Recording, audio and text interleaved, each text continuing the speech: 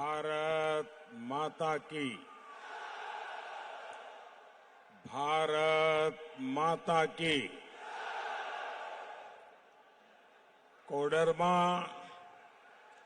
और गिरिडीह को जोहार। मां चंचला देवी की पावन भूमि को मैं प्रणाम करता हूं। मैं पारसनाथ पर्वत को भी श्रद्धापूर्वक नमन करता हूं।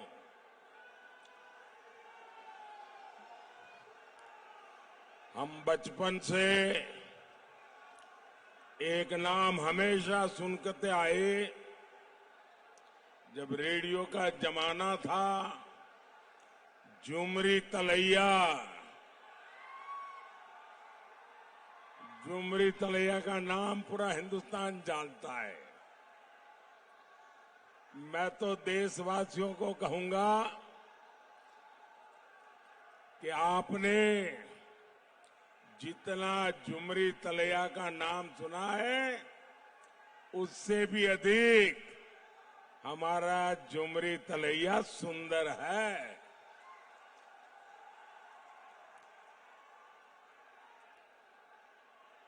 बेटे, आप बैठे आओ। थक जाओगे बेटा, थक जाओगे।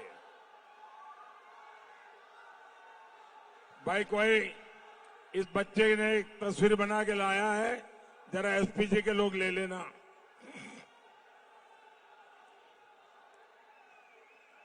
बेटा, पीछे अपना नाम पता लिख देना।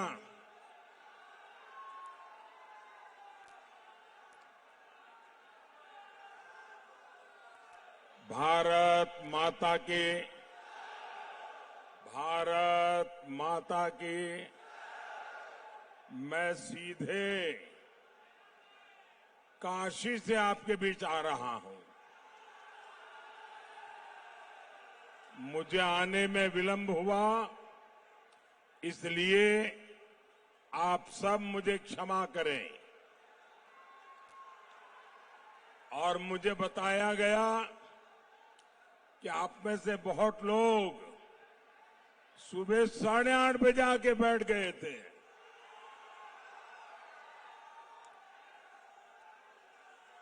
मैं काशी से भगवान विश्वनाथ का, भोले बाबा का आप सबके लिए आशीर्वाद लेकर के आया हूं।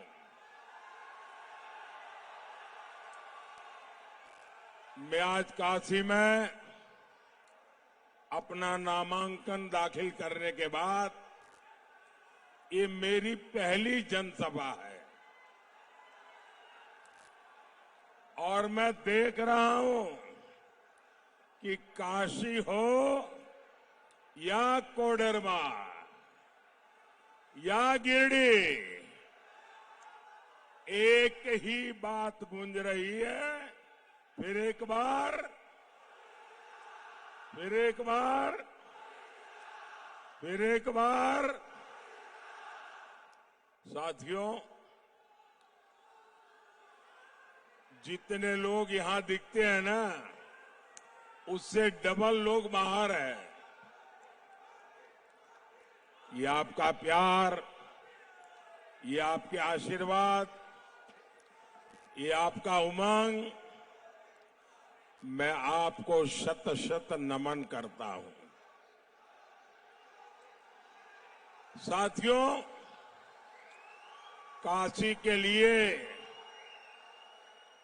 मैं पीएम नहीं, एमपी हूं। कोडरमा और गिरिडीह वालों को भी यही समझकर वोट डालना है। मोदी ही आपका एमपी है, मोदी ही आपका पीएम है।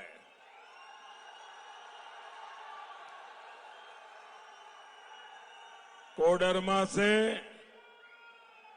बहन अन्नपूर्णा देवी और गिरिडीह से आजसू के हमारे साथी श्री चंद्रप्रकाश चौधरी जी, इन दोनों को आप भारी बहुमत से जिताकर दिल्ली भेजिएगा।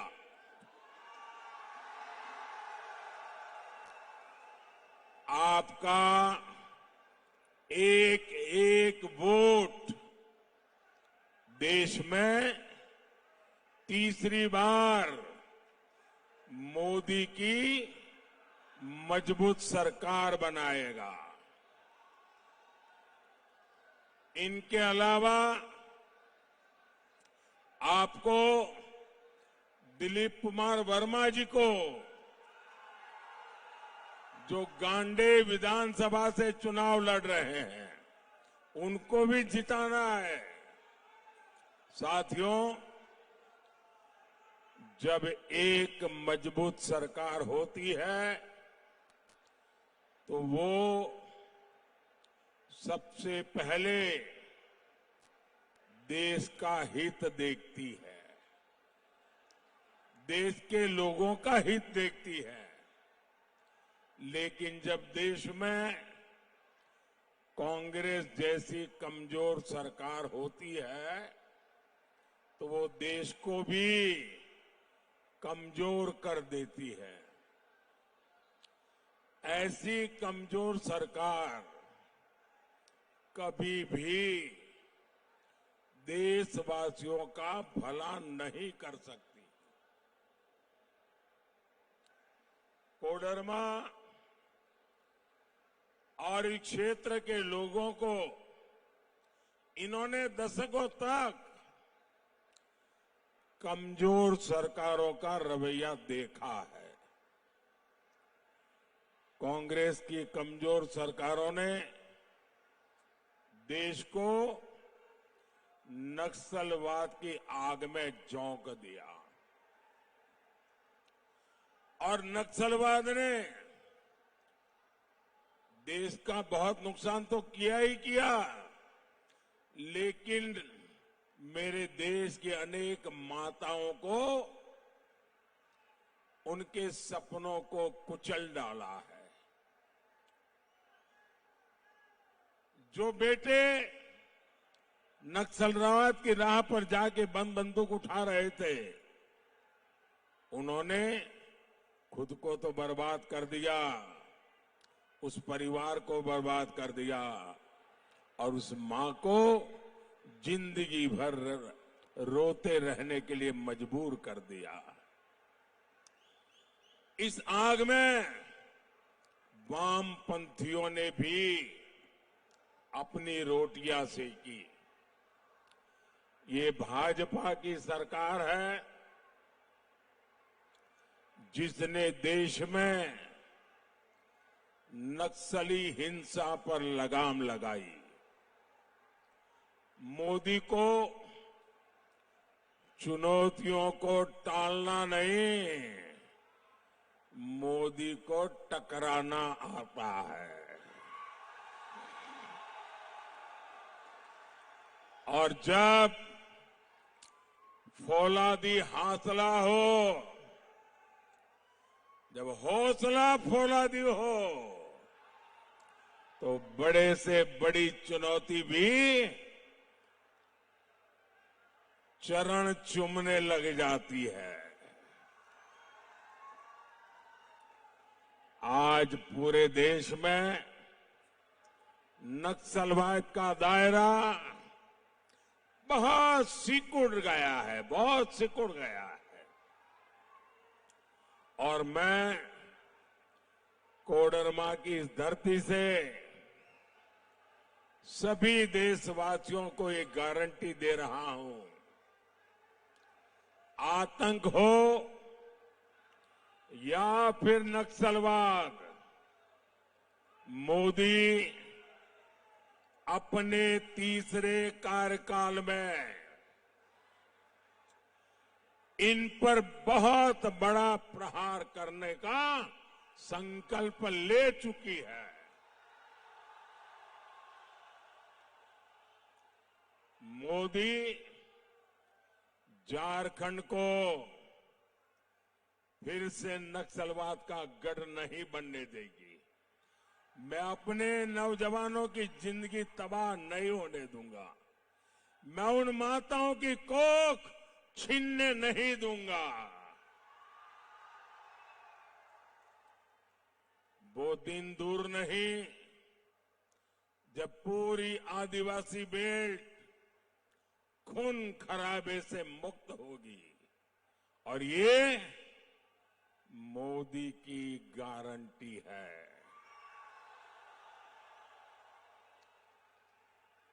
साथियों, आज आपने टीवी पर देखा होगा, कल रात को टीवी पर देखा होगा, इस पूरे चुनाव में अगर कोई पूछे मुझे कि मोदी जी सबसे संतोषजनक बात क्या लगी, तो मैं कहूंगा कल श्रीनगर में जो मतदान हुआ है, लोकतंत्र के प्रति जिस प्रकार से श्रद्धा व्यक्त की गई है, भारत के संविधान प्रति जो मोहर लगाई गई है, दशकों बाद श्रीनगर में चुनाव का उत्सव था। दशकों बाद श्रीनगर के चुनाव में इतना भारी मतदान हुआ और लोग उमंग और उत्साह से भरे हुए थे, और लोग कह रहे थे कि 370 जाने के कारण ये संभव हुआ है। लोग कह रहे थे मोदी के आने के बाद संभव हुआ है। इस एक घटना से ये बात साफ हो जाती है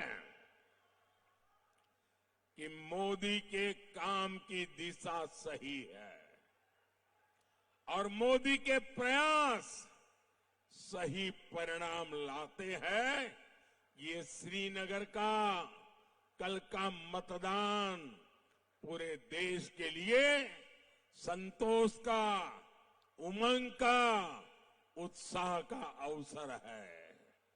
और इसलिए भाइयों बहनों, मेरे लिए और जो लोग धारा 370 को लेकर मोदी को दिन रात गालियां दे रहे थे, कान खोल के सुन लो।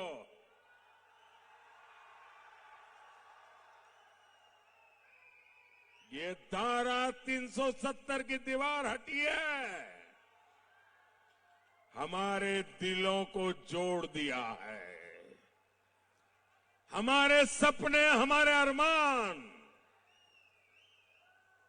एक साथ आगे बढ़ रहे हैं।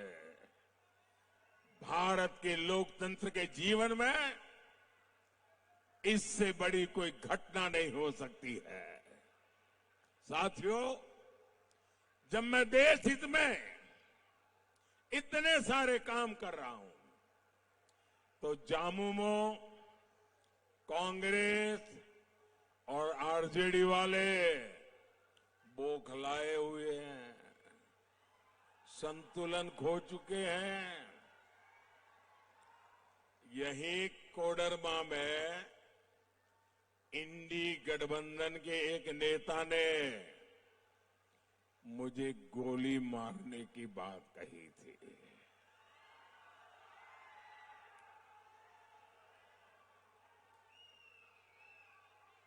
ये जो गोली मारने के सपने देख रहे हैं ना, जो मोदी के कब्र खोदने के सपने देख रहे हैं, जरा यहां आइए। ये मेरा सुरक्षा कवच है। यही लोग मोदी को जीने की ताकत देने वाले लोग यहां बैठे हैं। और जिस मोदी को गरीब से गरीब, अबाल वृद्ध सहित, माता बहन सहित जब रक्षा कवच बन जाता है ना, तो मोदी को तो अमरत्व प्राप्त हो जाता है, अमरत्व प्राप्त हो जाता है। साथियों, मैं किसी राजघराने में पैदा नहीं हुआ हूं, मैं किसी शाही परिवार में पैदा नहीं हुआ हूं, और न ही मेरे पिता किसी गांव के चुनाव में प्रधान भी बने हैं। मेरे परिवार का कोई चुनाव तक नहीं लड़ा है। मैं गरीब मां का बेटा हूं। चाय बेचते बेचते यहां पहुंचा हूं,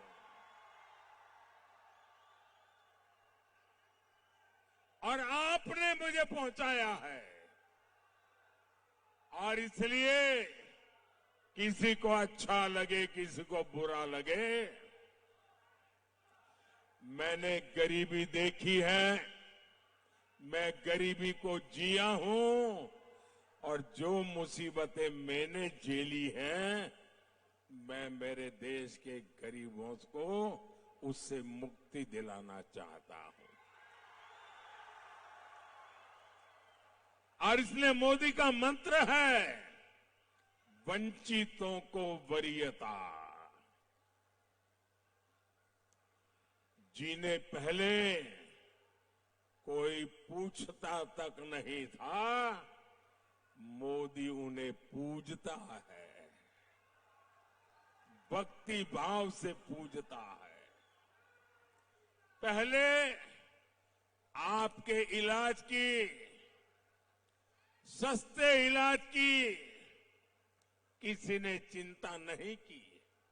हमारे परिवारों में तो अगर कोई मां बीमार हो जाती है, कितनी ही पीड़ा क्यों न हो, वो कभी घर में किसी को बताती नहीं है।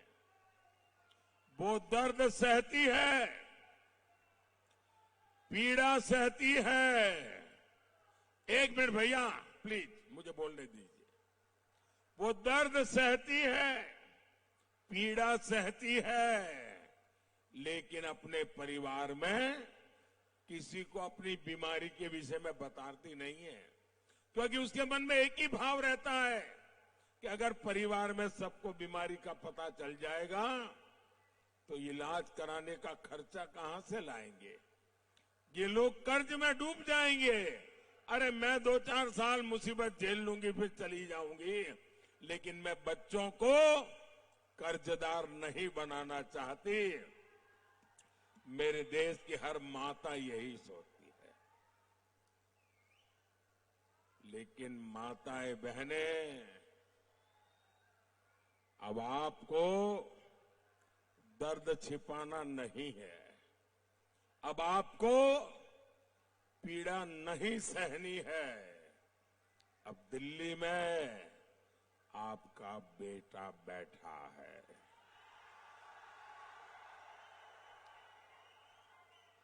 अब आपके इलाज की चिंता ये आपका बेटा करेगा। आपको एक पाई का खर्चा नहीं होगा, इलाज मैं करवाऊंगा। मैंने देश भर के मेरे गरीब भाई बहनों को कहा है, भाइयों बहनों, मैंने देवघर में एम्स बनवाया, हिंदुस्तान का बढ़िया से बढ़िया अस्पताल। देवघर एम्स से इस क्षेत्र के गरीबों को बहुत बड़ा सहारा मिला है। मोदी ने उन्हें अस्पताल में 5 लाख रुपए तक मुफ्त इलाज की सुविधा दी है। हर गरीब का सपना होता है उसके पास पक्का घर हो। अगर आपका बेटा दिल्ली में बैठा हो और आप झोपड़ी में रहे, आपका बेटा दिल्ली में बैठा हो और आप कच्चे घर में रहे, इस बेटे को मंजूर नहीं है। मैं हर गरीब परिवार को पक्का घर देना चाहता हूं। अब तक 4 करोड़ परिवारों को पक्के घर दे चुका हूं और तीसरे टर्म में आऊंगा।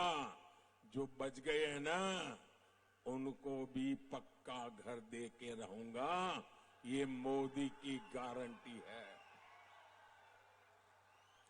मोदी ने कोडरमा, गिरिडीह में गरीब परिवारों को 1.25 लाख से ज्यादा पक्के घर बना के दिए हैं। और मेरी आपसे प्रार्थना है, आप जब गांव-गांव जाएंगे, अभी भी कहीं कोई नजर आए आपको जिसको पक्के घर की जरूरत है, उसका नाम पता लिख दीजिए, मुझे भेज दीजिए और उस मां बहन को कह देना कि मोदी की गारंटी है, तीसरी बार जब आएगा तो आपका घर भी पक्का हो जाएगा। मेरे लिए आप ही मोदी है, गारंटी दे देना। 7-8 साल पहले तक यहां करीब 2 लाख घर ऐसे थे जहां बिजली नहीं थी। मोदी ने अब उनके जीवन से अंधेरा दूर किया है, उनका घर रोशन किया है। मुफ्त राशन की योजना से भी यहां लाखों परिवारों को फायदा पहुंच रहा है। आज इतने साल हो गए, 80 करोड़ लोगों को मुफ्त में राशन मिल रहा है। मेरे पहले सोनिया बहन की एक रिमोट वाली सरकार चलती थी 10 साल पहले। उस समय के प्रधानमंत्री को पूछा गया कि आपके पास अनाज बिक रहा है, सड़ रहा है, आप गरीबों को क्यों नहीं देते? उन्होंने कहा मैं गरीबों को इतना दे नहीं सकता हूं, हमारे पास इतना नहीं है। जब आपका बेटा वहां बैठा ना, भूख क्या होती है वो मैं जानता हूं। और बच्चे भूखे होते हैं तो मां रात भर आंसू पीती रहती है, वो मैंने देखा है। और इसलिए मैंने तय किया, मैं गरीब का चूल्हा बुझने नहीं दूंगा। मैं गरीब के बच्चों को भूखे सोने नहीं दूंगा। और इसलिए 80 करोड़ लोगों को मुफ्त इलाज पहुंच रहा है। और मेरे भाइयों बहनों, लिख के रखिए, तीसरी बार आने के बाद अगले 5 साल भी मुफ्त राशन मिलता रहेगा। 4 लाख परिवारों का भी यहां पीने का शुद्ध पानी मिल रहा है।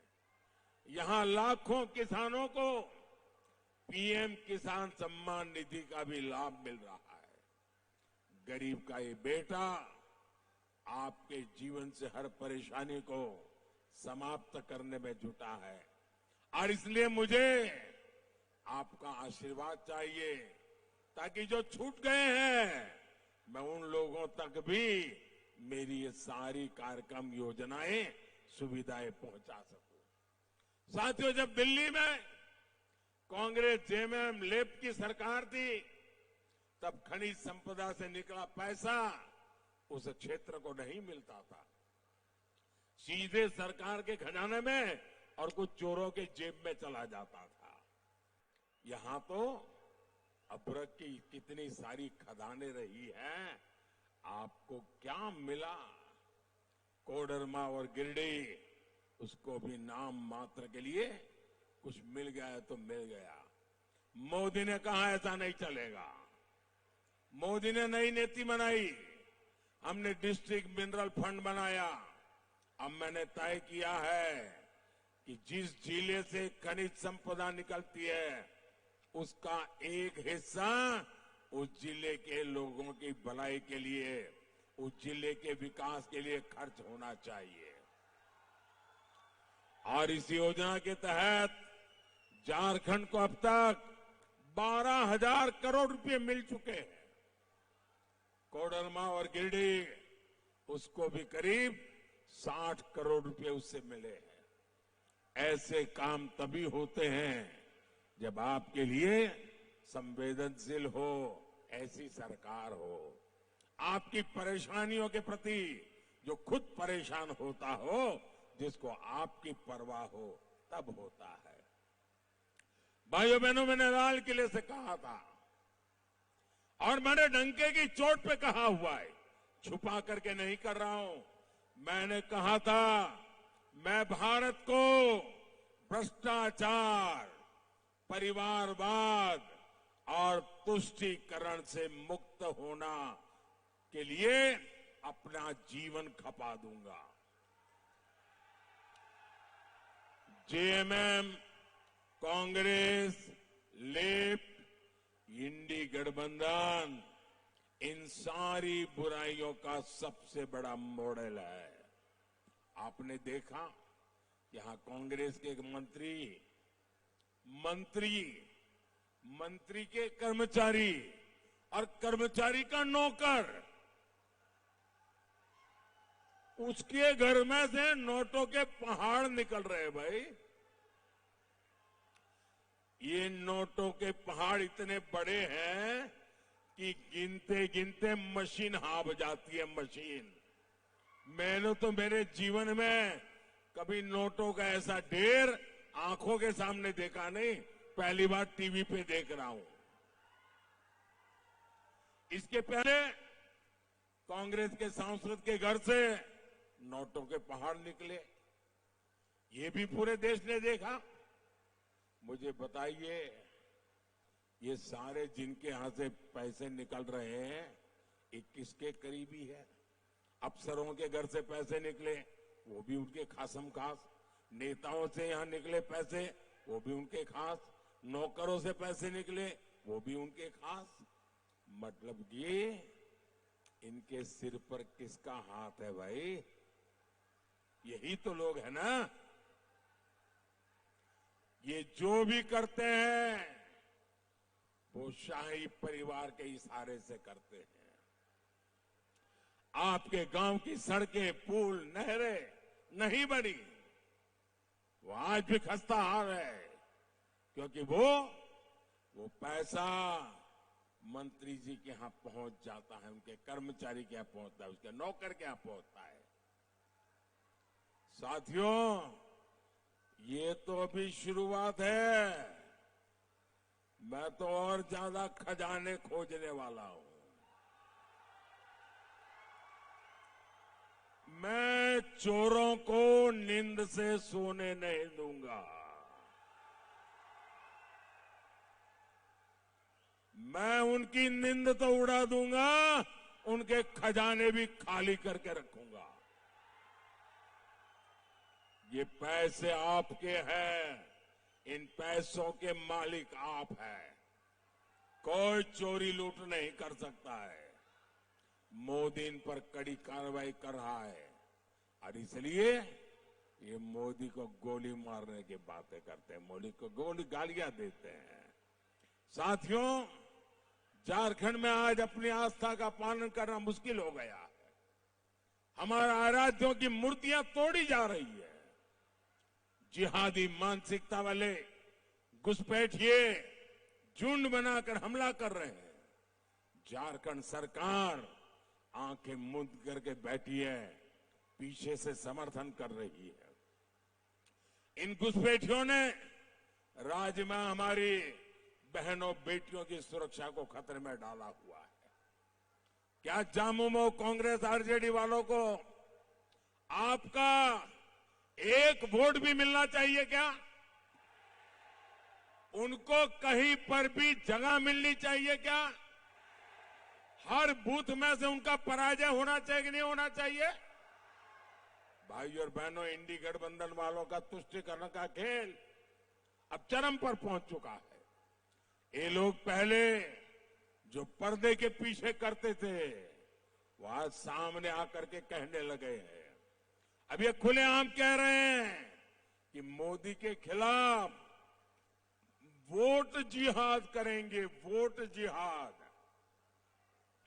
भाइयों बहनों,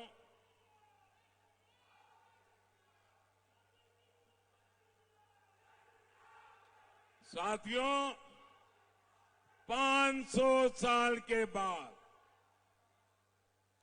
500 साल के बाद अयोध्या में हमारे राम जी भव्य मंदिर में विराजमान हुए।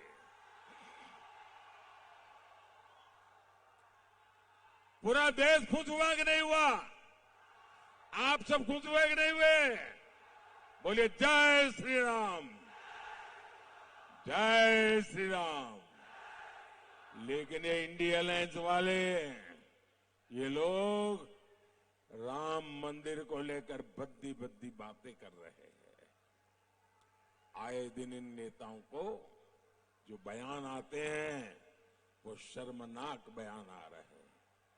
कांग्रेस के कुछ लोग तो ये तक कह रहे हैं कि कांग्रेस सुप्रीम कोर्ट के फैसले को बदलने की साजिश कर रही है। और कांग्रेस के ही एक वर्षों तक कांग्रेस के नेता वो आजकल कह रहे हैं कि कांग्रेस ने तो तय कर लिया है कि अब रामलला को फिर से टेंट में भेजेंगे। क्या आप रामलला को टेंट में जाने देंगे? क्या देश में ऐसा पाप उनको करने देंगे? रामलला भव्य मंदिर में रहेंगे कि नहीं रहेंगे? ये कहते हैं राम मंदिर को ताला लगा देंगे। भाइयों और बहनों, मोदी की नीति एकदम साफ है। हमारी माताएं बहनें हर परिवार की बेहतरीन प्रबंधक होती है, इसलिए देश उनके इस कौशल के सदुपयोग के बिना विकसित नहीं हो सकता। तभी मोदी माताओं बहनों की सुविधा और समृद्धि के लिए हर योजना बना रहा है। यहां बहुत बड़ी संख्या में बहनें सहायता समूहों से जुड़ी है। 10 वर्ष में 10 करोड़ बहनों को ऐसे समूहों से हमने जोड़ा है। हमने पहली बार बहनों के भी बैंक खाते खुलवाए और समूहों के भी बैंक खाते खुलवाए। आज मोदी लाखों करोड़ रुपए की मदद इन समूहों तक पहुंचा रहा है। मोदी ने संकल्प लिया है कि हमारी सरकार 3 करोड़ बहनों को, ये आपके लिए खुशी की खबर है, 3 करोड़ बहनों को मोदी लखपति दीदी बनाएगा, लखपति दीदी बनाएगा। साथियों, विकास के, जन कल्याण के काम तेजी से पूरे हो, इसके लिए आपको बड़ी संख्या में मतदान करना है। घर घर जाना है, ज्यादा से ज्यादा मतदान करना है। हमें हर सीट नहीं, हर बूथ को जीतना है। आप घर घर जाइएगा और कहिएगा कि मोदी जी ने आपको जो हार कहा है, नमस्कार कहा है। और इस चुनाव में हमारे 2 लोकसभा के साथी और 1 हमारे विधानसभा के साथी, मेरे इन तीनों साथी को आपको विजयी बनाना है। बोलिए भारत माता की, भारत माता की, भारत माता की। बहुत बहुत धन्यवाद।